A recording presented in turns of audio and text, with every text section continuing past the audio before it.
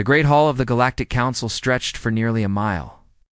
Thousands of representatives from 47 species sat in their designated sections. Some breathed oxygen. Others needed methane or ammonia. A few existed as pure energy, their forms flickering like flames in special containment fields. They had gathered here for 3,000 years to decide the fate of the galaxy. And for 300 of those years, they had laughed at humanity. Admiral Kang Do-an stood at the window of his flagship, the Eternal Dawn, watching the council station rotate slowly against the stars. He was 63 years old, with silver hair cut short in military fashion. His uniform was simple and dark. No medals decorated his chest, though he had earned dozens. He did not believe in displaying such things. "The session begins in 1 hour, Admiral," said Captain Mingio, stepping up beside him. She was young for her rank, barely 40, with sharp eyes that missed nothing. "I know," Kong said quietly. "Dr. Park is already there." On the council floor, Dr. Una Park sat in the human section with 11 other delegates. She was 52, a xenopolitical analyst who had spent her entire career studying how aliens thought about humanity. Today, she would watch them mock her species once again. She had her recorder ready. She always did. High Arbiter Molkith of the Valkyrie Empire rose to speak. He was reptilian, standing 8 feet tall, with green scales and yellow eyes that held nothing but contempt. The Valkyrie had conquered 60 worlds through war. They respected only strength.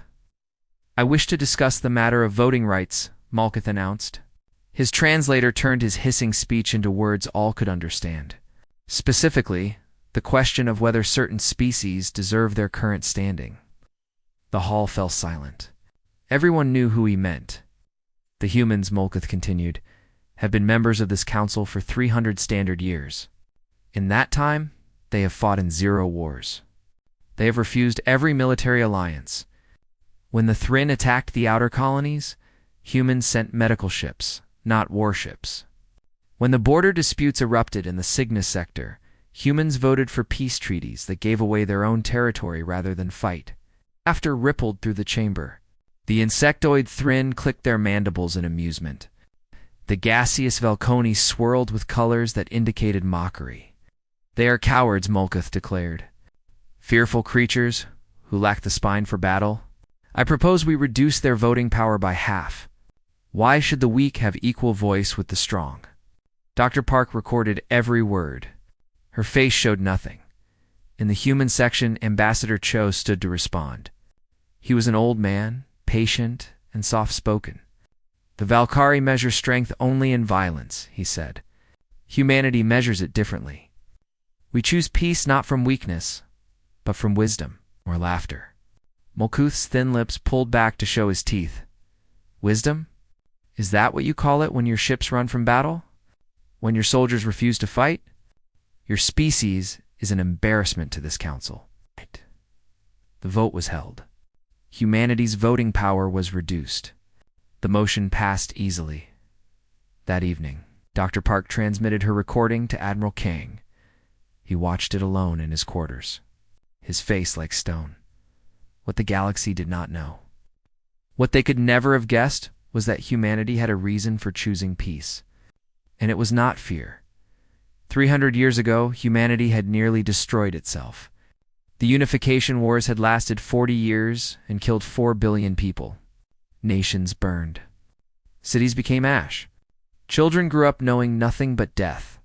When it finally ended, the survivors looked at what they had done and made a promise. Never again. They would reach for the stars, but they would leave their demons behind. Except they didn't leave them behind. They locked them away. Deep beneath the surface of Mars, shipyards stretched for hundreds of miles. On Europa, weapons research facilities developed technology that would make the galaxy tremble. On Titan, soldiers trained in simulations so realistic they could not be distinguished from actual combat. For 300 years, humanity prepared for a war they prayed would never come. Admiral Kang knew every detail of these preparations. He had dedicated his life to them. He hoped, with all his heart, that he would die without ever giving the order to use them. Then came the message from Colony B, USAN-7. The colony was small, just under 1 million people, located on a green world at the edge of human space. It was a farming community, peaceful and quiet. Admiral Kong's daughter lived there with her husband and 2 children. She had chosen a simple life, far from the military, far from politics. She wanted to grow things, she told her father, not destroy them. The Valkyrie attack came without warning. 3 battle cruisers appeared in orbit and opened fire.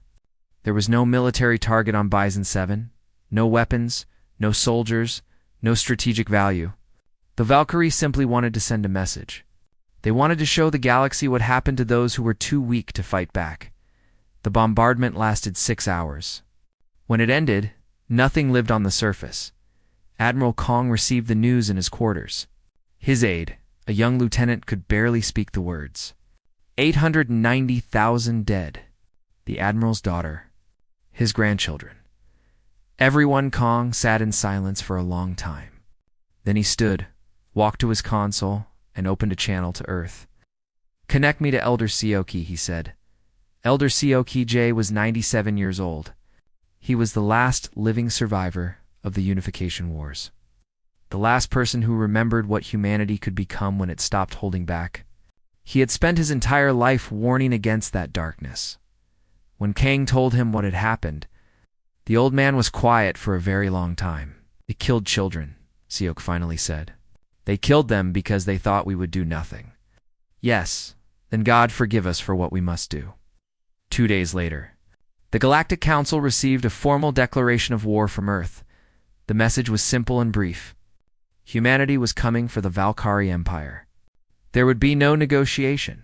There would be no mercy. The Council laughed. The Valkyr laughed loudest of all. High Arbiter Malkith announced that he would personally accept humanity's surrender within a month. Dr. Yuna. Park watched the reactions from her seat. She did not laugh. She knew what was coming. Across human space, hidden doors began to open. Ships that had waited in darkness for 3 centuries powered their engines for the first time. Soldiers who had trained their entire lives for a war they hoped would never happen received their orders, and Admiral Kang Doan, standing alone on the bridge of his flagship, allowed himself one moment of grief before he locked it away. There would be time for tears later. Now, there was only duty. The galaxy thought humans feared battle. They were about to learn the truth. The war chamber lay 3 miles beneath the Himalayan mountains. It had been built during the Unification Wars and never dismantled. The walls were solid rock, reinforced with metals that could survive a direct nuclear strike. For 300 years, it had remained empty, waiting for a day that everyone hoped would never come. Now, every seat was filled. Elder Siok J sat at the head of the long table. Despite his age, his eyes were sharp and clear. He looked at the men and women gathered before him. Admirals, generals, scientists, political leaders, the most powerful people in human civilization, all waiting for his words. I was 7 years old when the Unification Wars began, Siok said. His voice was soft, but it carried to every corner of the room. I was 47 when they ended. In those 40 years, I saw things that no person should ever see. Cities burning. Families torn apart. Children eating corpses in the streets because there was nothing else. No one spoke. No one moved. When the wars ended, we made a promise. We would never become those monsters again. We would choose peace, always, no matter the cost. And we kept that promise. For 300 years, we kept it. He stood slowly, his ancient body trembling with the effort. But there is something the galaxy does not understand about promises. They require 2 sides. We promised to be peaceful. We expected the universe to leave us alone in return. The Valkyrie have broken that agreement. They have murdered our children. They have shown us that peace only works when everyone agrees to it. Siok looked around the table. I am authorizing Protocol Omega. Full war capacity activation. May God forgive us. The vote was unanimous. Across human space, the signal went out. In the asteroid fields beyond Mars, massive doors opened in rocks that had appeared natural for centuries. Ships emerged, one after another, their hulls black and sleek. They had no names painted on their sides, no markings of any kind. They did not need them. On Europa, General Tae-Sun-Hwa watched his soldiers load into transport ships. He was 55 years old, a man who had spent his entire career training for a war he never expected to fight. Now that the moment had come, he felt strangely calm. "Sir," one of his officers said, "are the reports accurate?" 12,000 warships. Tae smiled slightly. "The reports are old. The actual number is closer to 15,000. We've been building for 3 centuries. Did you think we would stop?" The officer's eyes went wide. In the Galactic Council, the reaction to humanity's declaration was exactly what everyone expected. They laughed. 15,000 ships. High Arbiter Malketh said to his advisors, "We have 90,000, and ours have actually seen combat. The humans have never fired a weapon in anger. They probably don't even know how." The Thrin Collective sent a private message to the Valkyrie. They proposed dividing human space between them once the war was over. The Thrin would take the inner colonies. The Valkyrie could have everything else. It seemed only fair, since the Valkyrie were doing all the fighting. Other species watched with mild interest. The humans had always been strange. Now they were being stupid. It would be entertaining to watch them fall. Lieutenant Hanabe received her orders on a Valkyrie trade station, where she had lived for 12 years under a false identity. She was a spy, one of thousands embedded throughout the galaxy. For over a decade, she had collected information, mapped military installations, and identified weaknesses. She had never expected to actually use any of it. Her orders were simple: get out. The fleet is coming. Hannah deleted her cover identity, destroyed her equipment, and slipped onto a transport heading for neutral space. As she watched the Valkyrie station shrink behind her, she felt something she hadn't felt in years: hope. 3 days after the declaration of war, Admiral Kang broadcast a message on all galactic frequencies. Every species with a receiver heard his words. His face appeared on screens across 1,000 worlds. He looked tired, old, but his voice was steady. To the Valkyrie Empire and all who stand with them, he began. "You believe that humans fear battle. You have mocked us for our peace. You have called us cowards.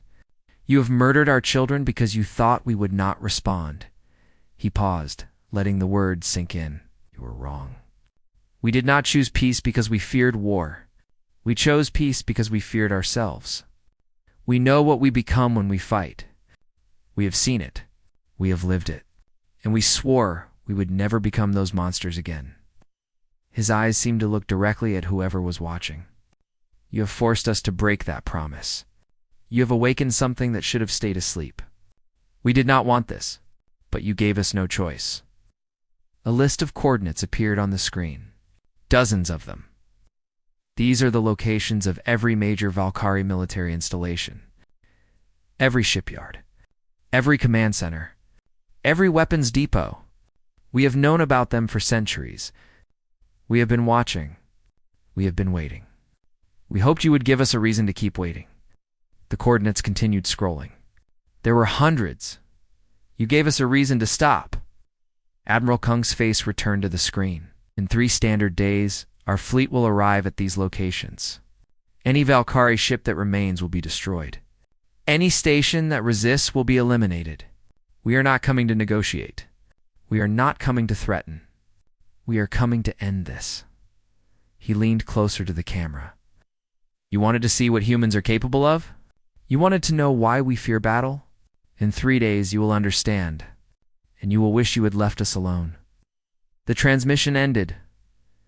Across the galaxy, there was silence. The coordinates Kong had listed were classified at the highest levels. Some of them were known only to Valkyrie High Command. The humans had been watching everything. For 300 years, they had been watching. High Arbiter Molketh stared at the list in disbelief. His most secret military bases, his hidden shipyards, his emergency bunkers, The humans knew about all of them. For the first time, he felt something cold crawling up his spine. It took him a moment to recognize the feeling. He had not experienced it since he was a hatchling, small and helpless. Fear. On the bridge of the Eternal Soul, Captain Mingio reviewed the battle plans. Every attack would happen simultaneously. Every target would be hit at exactly the same moment. It would require perfect coordination across light years of space. It should have been impossible. Navigation locked, her helm officer reported. Weapons charged, her tactical officer added. Minji nodded. Then we wait for the Admiral's order. She looked out at the stars. Somewhere out there, the Volcari were scrambling to prepare their defenses. They would fail. They had no idea what was coming. No one did. 3 days later, the human fleet jumped into Valkyrie space. 15,000 warships appeared across 7 star systems. And the galaxy finally learned why humanity had chosen peace. Because when humans went to war, nothing survived. The Battle of Molketh's Hope lasted for hours. It should have lasted for weeks.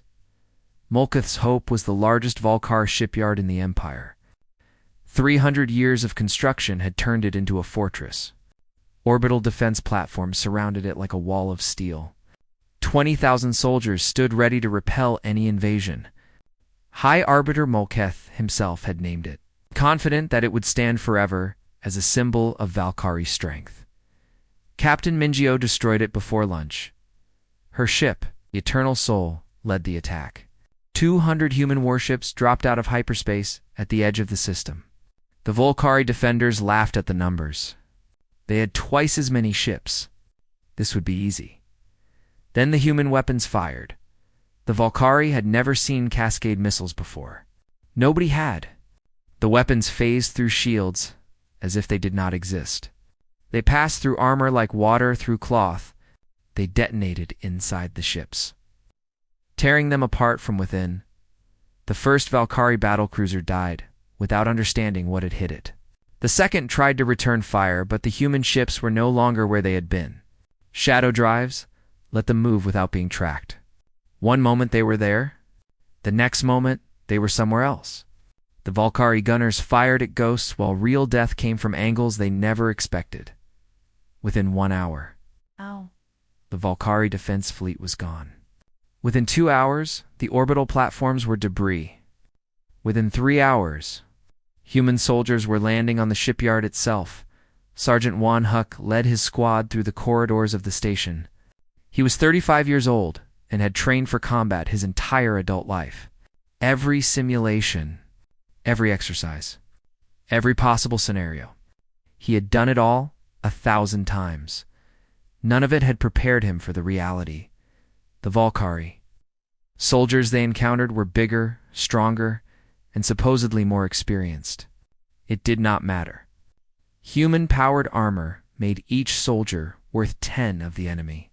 Human weapons cut through Valkyrie scales like paper. Human tactics refined over centuries of planning. Predicted every move the defenders made. One and his squad cleared an entire sector in 20 minutes. The Volcari either surrendered or died. There was no middle ground. Command, Sector 7 is secure, one reported into his communicator. Copy, Sergeant. Move to Sector 8. Juan looked at his soldiers. None of them had even been scratched. The Valkyrie had not landed a single hit. One of his men said quietly, "I almost feel sorry for them." Juan shook his head. "Don't remember Bizon 7. Remember why we're here." The soldier's face hardened. "Yes, Sergeant." They moved on. In the space above the shipyard, pilot Narration flew her fighter through the wreckage of the Valkyrie fleet. Her Kel sign was Ghost, and she had earned it. In 3 hours of combat, she had destroyed 14 enemy ships and taken no damage. Her fighter was small, fast, and nearly invisible. The Valkyrie pilots never saw her coming. She had grown up on Neo Jeju Colony. The daughter of rice farmers, who had never held a weapon. They had raised her to be kind, to value peace, to respect all living things. Now she was the deadliest pilot in the human fleet. A ghost. "You have 3 more targets at bearing 27, Mark 4. Her commander's voice said through her. "Helmet, copy, engaging. She pushed her throttle forward and became death once more across the galaxy. The same scene repeated 7 times, 7 star systems, 7 overwhelming human victories. The Valkyrie military, which had conquered 60 worlds and never known defeat, crumbled in a single day. The news spread faster than light. Species that had laughed at humanity fell silent. The Thrin Collective, which had planned to divide human space with the Valkyrie, began evacuating their border colonies. They remembered that they had once attacked human territory too. In the Galactic Council, emergency sessions were called. Representatives demanded to know how this was possible. How had humans developed such technology? How had they hidden it for so long? How had anyone ever believed they were weak? Dr. Unipark watched the chaos from her seat in the human section. She alone among the delegates seemed calm. They spent 300 years preparing, she said when asked. Every ship you see was built in secret. Every weapon was developed in hidden laboratories. Every soldier was trained from childhood. They did this because they knew someday someone would force them to use it. But why?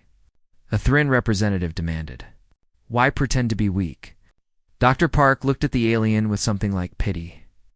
Because we hoped we would never have to be strong. We chose peace because we wanted it. We only fight when we have no other choice. The Thrin made a clicking sound that indicated confusion. That makes no sense. No, Dr. Park agreed. To you, it wouldn't. On Valkyrie Prime, High Arbiter Malkith received reports of defeat after defeat. His fleet was gone. His shipyards were burning. His armies were surrendering by the thousands. In one day, everything he had built had been destroyed. How? He demanded. How is this possible? His advisors had no answer. They were supposed to be cowards. They were supposed to surrender. We gave them every chance to fight, and they always ran away. Perhaps one brave advisor said they were not running. Perhaps they were waiting. Then he did something he had never done before in his long life. He screamed in rage and fear. Commander Bora Kim received her orders as her transport approached Valkyrie space. She led the Reaper Corps, humanity's special operations division. They did the jobs that regular soldiers could not. They went where no one else could go. Her mission was simple. Locate High Arbiter Malkith. Capture him alive. We'll have him within the week, she told Admiral Kang. The Admiral nodded. See that you do. And Commander, sir? The people want him dead. I want him to stand trial. Make sure he survives long enough to face justice. Bora smiled coldly. He'll survive. I can't promise he'll enjoy it. By the end of the first week, the Valkyrie Empire had lost half its territory. By the end of the second week, human forces surrounded the homeworld. The greatest military power in the galaxy had been brought to its knees in 14 days, and they still had no idea how to stop it. On the bridge of the Eternal Soul, Captain Mingio looked at the planet below, Valkyrie Prime, the heart of the Empire. Billions of souls living in fear of what was coming. Orders, Captain. Her executive officer asked. Minji was silent for a long moment. Hold position. The Admiral wants to give them a chance to surrender. If they refuse, Mingi thought of Bizen 7. She thought of the children who had burned. She thought of the families who had died screaming while the galaxy laughed. Then we do what we came here to do.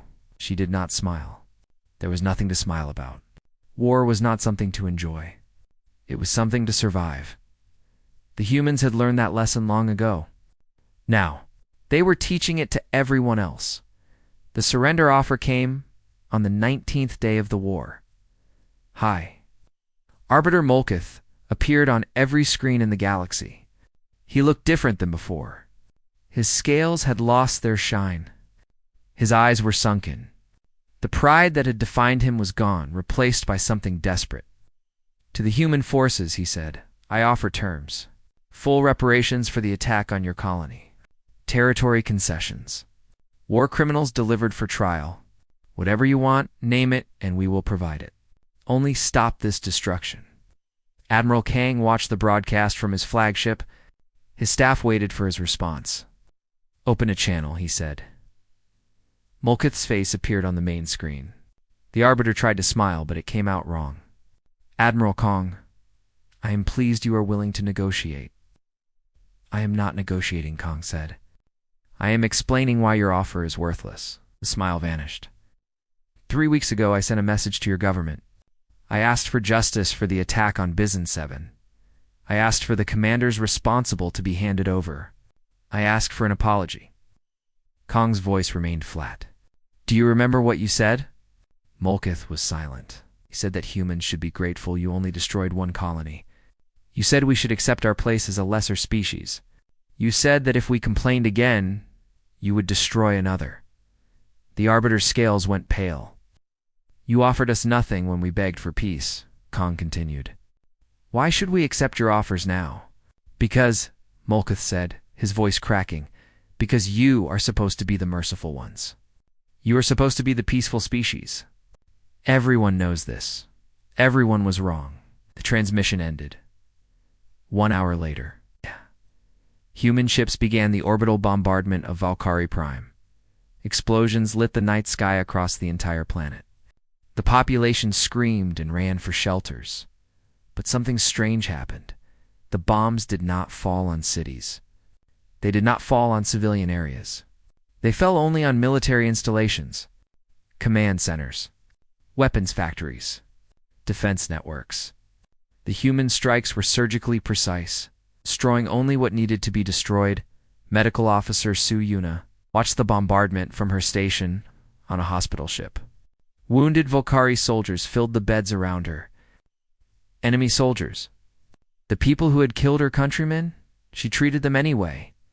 Why? One Volcari asked as she bandaged his wounds. Why do you help us? We are your enemies. Su looked at him. You are soldiers following orders? The people who gave those orders are my enemies. You are just casualties. Volcari did not understand. In his culture, wounded enemies were killed. It was the efficient thing to do. We are not like you, Su said, as if reading his thoughts. We destroy what threatens us. We do not destroy what cannot fight back. Throughout the war, this pattern repeated. Human forces were brutal in combat, overwhelming and unstoppable. But they did not massacre civilians. They did not torture prisoners. They did not destroy infrastructure that people needed to survive. The galaxy watched in confusion. I thought humans were supposed to be monsters, a Thryn ambassador said during a council session. This does not look like the behavior of monsters. Dr. Yuna Park answered from the human section. We are fighting to stop a threat. We are not fighting to destroy a species. There is a difference. When this is over, the Volcari will still exist. They will simply never threaten us again. But you could destroy them completely. You have the power. Yes, Dr. Park agreed. We could. We choose not to. That is the difference between justice and genocide. The Thryn Collective did not believe it. They decided to test humanity's limits. On the 22nd day of the war, Thryn warships attacked human supply lines. 100 cargo vessels were destroyed. Thousands of tons of food and medical supplies vanished in fire. The Thryn believed that humanity was overextended. The war had been expensive. Human forces were spread across thousands of light years. If pressure was applied in the right place, they would break. This belief lasted exactly 6 hours, Commander. Borakim's Reaper Corps appeared on the Thryn command station without warning. No ships had been detected. No alarms had been triggered. One moment, the station was secure. The next moment, 50 human special operators stood in the control room, weapons raised. The Thryn Queen was taken from her throne and forced to kneel. Bora walked toward her, pulling a small data chip from her pocket. This contains the location of every Thryn hive queen in the galaxy. Every breeding chamber, every hidden colony, every egg stored for emergencies. The queen's multifaceted eyes went wide with terror. We have known about all of them for 200 years, Bora continued. We never told anyone.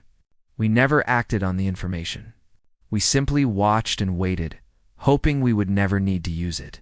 She held up the chip. You attacked our supply ships. You killed our people. You thought we were too busy with the Valkyrie to respond. Bora leaned close to the queen's face. You were wrong. She pressed the chip into the Queen's trembling appendage. This is your only warning.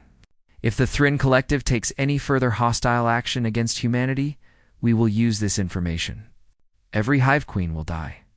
Every breeding chamber will be sterilized. Your species will be extinct within a generation. The Queen could not speak. She was paralyzed with fear. Choose your next action carefully, Bora said. We will not give you another chance. The Reapers vanished as quickly as they had appeared. 3 hours later, the Thrin Collective announced that the attack on human supply lines had been a tragic mistake. They offered full compensation and pledged eternal friendship with Earth. No one believed a word of it, but everyone understood the message. On Valkyrie Prime, the government finally collapsed. Molkith's own generals turned against him. They dragged him from his palace and handed him over to human forces. Hoping it would save them from destruction, General Taesun Wo accepted the prisoner personally. He looked at the creature who had ordered the death of nearly 1 million innocents. Molkith looked back at him with hatred and fear. You will pay for this, Molkith hissed. My people will never forget. They will rise again. Tae shrugged. Perhaps. But you won't be there to see it. Lieutenant Hannah Bay watched the arrest from nearby. She had spent 12 years among the Valkyrie, pretending to be something she was not. Now her work was done. Was it worth it? Another officer asked her. 12 years of your life? Hannah thought about the question. She had missed her sister's wedding. She had missed her father's funeral. She had spent more than a decade lying to everyone she met. It was worth it, she said. We won. The officer nodded slowly. I suppose we did. But Hannah knew the truth. Winning was not the same as victory. The war was ending, but the cost would be. Counted for generations, she looked at the burning sky above. Valkyrie Prime and wondered if humanity would ever truly be at peace again. The trial of High Arbiter Molkith lasted 3 months. It was held on a station in neutral space, broadcast to every corner of the galaxy. Representatives from all 47 council species attended. They watched as evidence was presented. They listened as witnesses testified. They saw recordings of the attack on Bizon 7, children screaming as fire fell from the sky. Elder Cokj served as the lead human judge. He sat across from Molkith, studying the creature who had caused so much death. You ordered the attack, Seok said. It was not a question. Yes, Molkith saw no point in denying it. Your species was weak. Weakness must be punished. 890,000 people died. Women, children, families, casualties of war. There was no war, Seok said quietly. You attacked because you thought we would not fight back. You murdered innocents because you believed we were cowards. Molkith's eyes narrowed. And I was wrong. I admit this. You are not cowards. You are monsters, hiding behind masks of peace. The courtroom fell silent. Seok leaned forward. Let me tell you something about monsters, Arbiter. I was born during the Unification Wars. I watched my planet destroy itself. I saw things that would drive most beings insane. When it was over, we looked at the devastation and made a choice. We would never become those creatures again. He gestured at the evidence displayed on the screens. You saw our peaceful nature as weakness. You thought we couldn't fight? But the truth is, we chose not to fight. We locked away our darkest instincts because we were afraid of them. Seok stood, his old body trembling, but his voice strong. You didn't defeat cowards, Arbiter. You unleashed the very thing we spent 3 centuries trying to contain. And now, you will face the consequences. The verdict was guilty, but the sentence was not death. You will live, Seok announced. You will spend the rest of your existence in prison, watching as humanity builds something better from the ashes of your empire. You wanted to see us broken? Instead, you will see us rise. Molkith screamed in rage as guards dragged him away. He had expected execution. He had wanted execution. Living in defeat was far worse. 1 month after the trial, Ambassador Yoon Ji-soo stood before the Galactic Council. She was 60 years old, with gray hair and calm eyes. Her voice was soft, but it carried to every corner of the vast chamber. Humanity did not want this war, she began. We spent 300 years building peace. We believed that if we showed the galaxy kindness, the galaxy would show kindness in return. We were naive." She paused, looking around at the representatives. Many could not meet her eyes. "But we are not here for revenge. We are not here to conquer. We are here to make sure this never happens again." She presented humanity's demands. A restructured council where no species could attack another without unanimous approval. Human peacekeeping forces stationed at key points throughout the galaxy. A binding agreement that aggression against civilian populations would be punished by the full force of the council. "We don't want your fear," Yoon said. "We want your respect. And your promise that no one will ever again murder innocents because they believe the victim is too weak to respond." The vote was unanimous. No species dared oppose. As representatives filed out of the chamber, the Thrin ambassador approached Dr. Unipark. "Your species is more dangerous than we ever imagined," the Thrin said. "You hid your strength for centuries. You watched everything. You knew our secrets." "Yes," Dr. Park agreed. "Why? Why pretend to be weak when you were strong?" Dr. Park considered the question. "Because strength means nothing if you use it to hurt others. We wanted to prove that peace was possible. We wanted to be an example.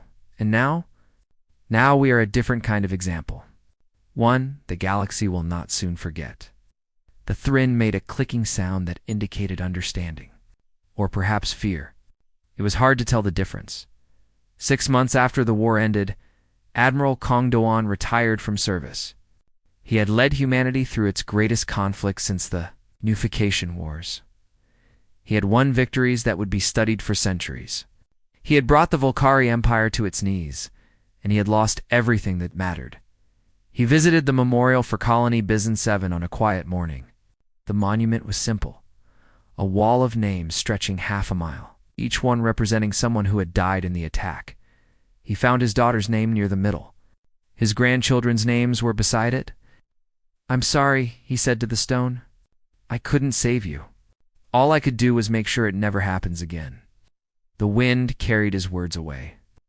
"I wish you had lived in a universe where I never had to become this. A universe where I stayed the grandfather who made you laugh, not the admiral who burned worlds." He placed flowers at the base of the wall and walked away. Captain Minjio was promoted to admiral. She was the youngest person to ever hold the rank. She accepted the honor without celebration. At night, she dreamed of the ships she had destroyed, the thousands of beings who had died at her command. She told herself they were enemies. She told herself it was necessary. But the dreams kept coming. Medical Officer Su Yuna continued treating Valkyrie wounded long after the war ended. She established hospitals on the occupied worlds. She trained local doctors. She showed the conquered people that not all humans were warriors. "Why do you do this?" A Valkyrie patient asked her once. "Your people won. You could leave us to suffer." Sue smiled sadly. "Because healing is how we remember who we truly are. The war changed us. This is how we change back." 1 year after the war, a new species made contact from beyond explored space. They called themselves the Dominion of Eternal Night. Their empire stretched across 3 galaxies. They had conquered thousands of worlds and enslaved billions of beings. Their ambassador arrived at the Galactic Council with a simple message: submit or die. The council was terrified. They had barely survived 1 war. They could not survive another. Admiral Mingyo represented humanity at the emergency session. She listened as the Dominion ambassador boasted of their military might. She watched as other species trembled in fear. When the ambassador finished, Minji stood. "I have a response from Earth," she said. The ambassador laughed. "A response? What could such a small species possibly say to the Dominion?" Minji's expression did not change. "We say that this galaxy is under our protection now. Any attack on Council's space will be considered an attack on humanity. And I promise you, that is not something you want." The ambassador's laughter grew louder. "Protection? You. Your entire species occupies a tiny corner of a single galaxy. We have conquered thousands of worlds." Yes, Mingi agreed. and we have spent 300 years preparing for someone exactly like you. She transmitted coordinates to the ambassador's ship. The alien studied them with confusion, then activated long-range sensors to see what lay at those locations. The blood drained from his face. 50,000 human warships floated in the darkness of deep space. Each one was larger than anything the Dominion had ever built. Each one carried weapons that had reduced the Valkyrie Empire to ash. General Von Huck, who had once been a sergeant clearing corridors on Molkith's Hope, stood beside Minji. "We hoped we'd never need them," he said. "We always hope, but we also always prepare." The Dominion ambassador stared at the display for a long time. Then he spoke, his voice much quieter than before. "Perhaps we were ... hasty. The Dominion has no interest in conflict with species of such ... capability." "Good," Minji said. "Then we understand each other." The ambassador's ship left Council space that same day. It never returned.